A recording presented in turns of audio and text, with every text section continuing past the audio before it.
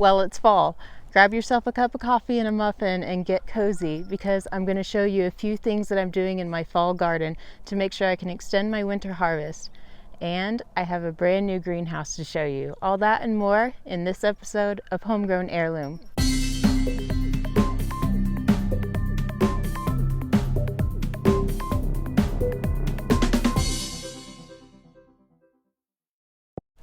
Hello everyone and welcome to Homegrown Heirloom.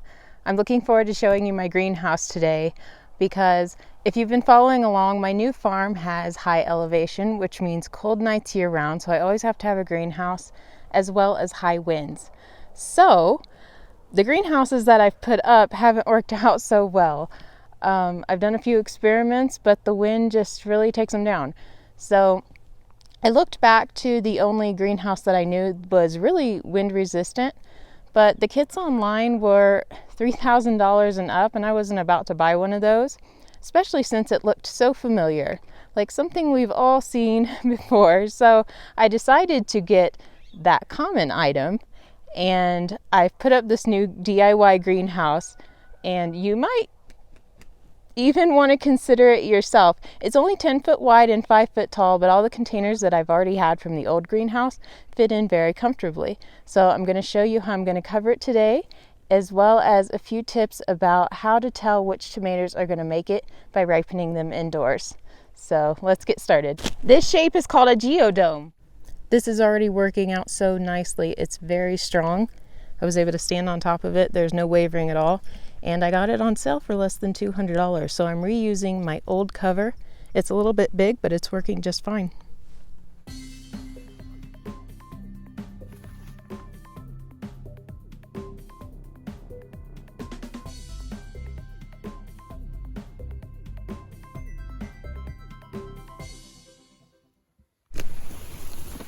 Now all of the tomatoes that have a very slight color change from seafoam green to barely a little bit of yellow on it, these are pink tomatoes, but that means they're done growing and they're going to start turning pink in about a week. So I'm going to take them now so the frost doesn't get them.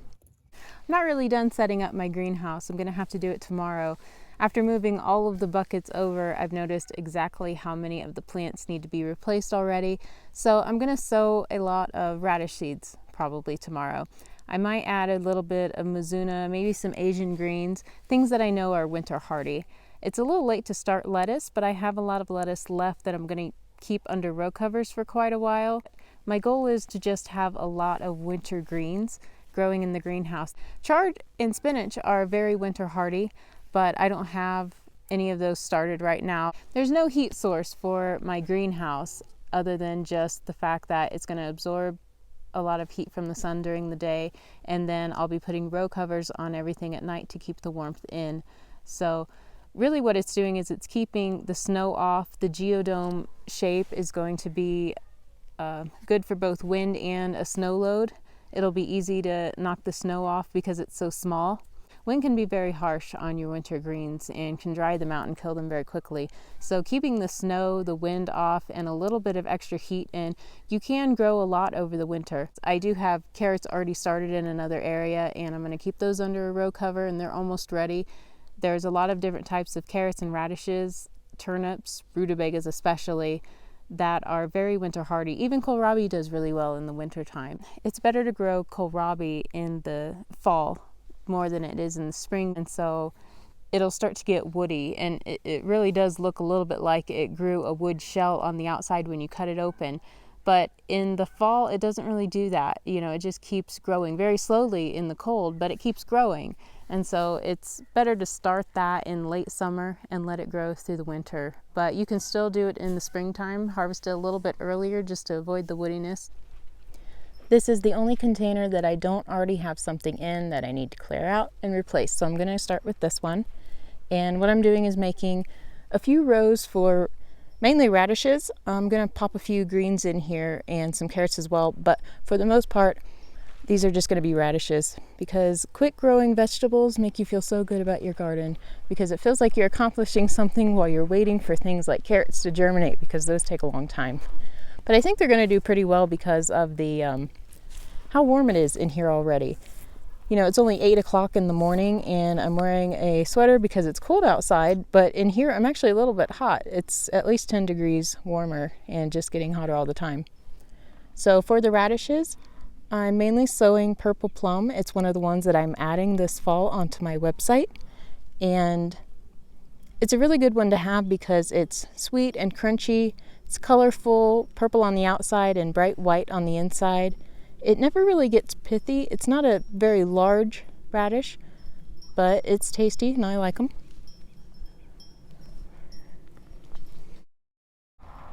Now, when you go to sow your carrot seeds, make sure that you cover them up completely and tap down the soil a little bit. You want to make sure that they have good contact with the soil because they want to remain moist so that they can germinate. They don't need to be soggy or anything like that, but put them about ½ an inch deep and just make sure that they have a touch of warmth to go with as well. At night I'm going to be covering this with a row cover because it's definitely going to get warm during the day, but to keep that heat in, row covers work really well. After I add a little bit of beet or maybe Mizuna seed, I'll be all done here.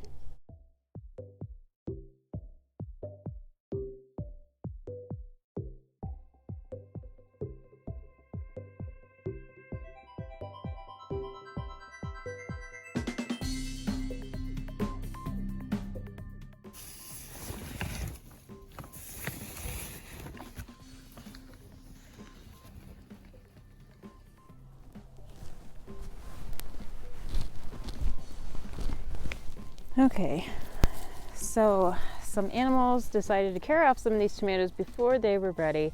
So instead of taking the chance and leaving them, I'm just going to have to pluck all of these now, regardless of whether or not they're ready.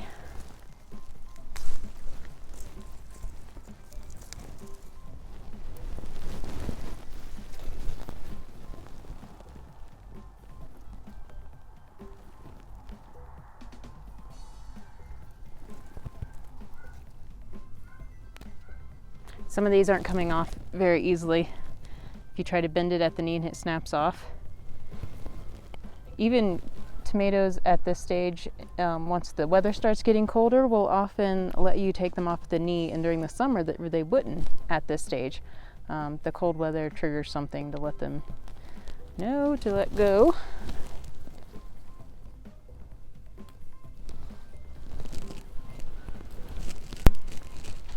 Happens.